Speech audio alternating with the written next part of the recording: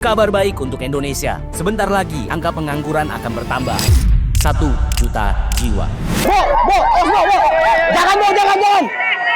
Udang di Indonesia bahaya, mengandung radioaktif, Bu.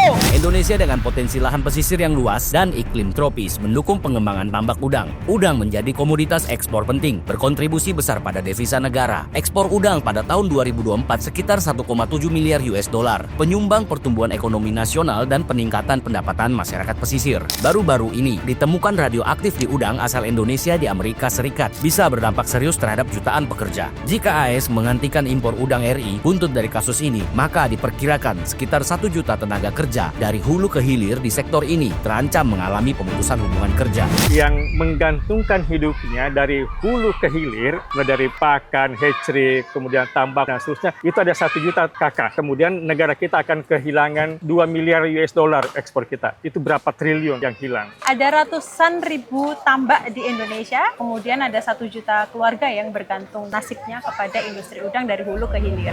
Langkah pemerintah terhadap paparan radioaktif cesium-137 di Cikande dengan memperketat proses dekontaminasi sudah dilakukan. Tetapi tantangan selanjutnya, bagaimana meyakinkan publik dan juga pasar ekspor bahwa udang Indonesia 100% aman? Kami sangat terbuka untuk diinspeksi tambak-tambak kita. Bahkan sebenarnya ketika kasus ini merebak, Badan Pengawas Tenaga Nuklir itu sudah ke lapangan, ke Cikande, kemudian ke tambak, ke hatchery, itu tidak menemukan ada radioaktif di udang kita. Itu pun di Cikande sebenarnya ditemukan di kontainer, bukan di udang. Kontainer itu yang terpapar radioaktif dari kecelakaan yang terjadi di Cikande itu. Statement pemerintah juga diharapkan tegas, melindungi petambak udang dan meyakini publik bahwa paparan radioaktif yang ditemukan akibat kelalaian PT BMS dikarenakan ketidaktahuan kalau di lingkungan sekitar terdapat kegiatan peleburan besi yang mengandung radioaktif, sehingga tidak terpikirkan untuk melakukan pengecekan radioaktif. Kelalaian pemerintah sendiri adalah mendekatkan industri atau pabrik yang bertentangan kepentingannya, sehingga ada kegiatan industri yang merugikan industri lainnya, apalagi yang berorientasi ekspor.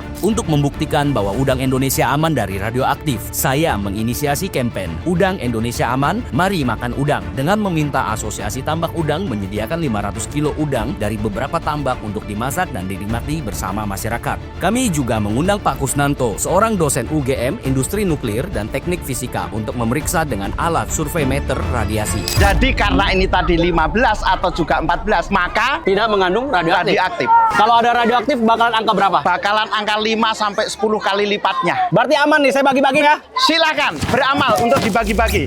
Hasil pengukuran tidak ditemukan adanya zat atau unsur radioaktif pada udang Indonesia. Semoga dalam tayangan ini pemerintah dapat mengambil langkah cepat dalam stabilitas makroekonomi dan meminimalkan dampak krisis yang akan terjadi di masa yang akan datang.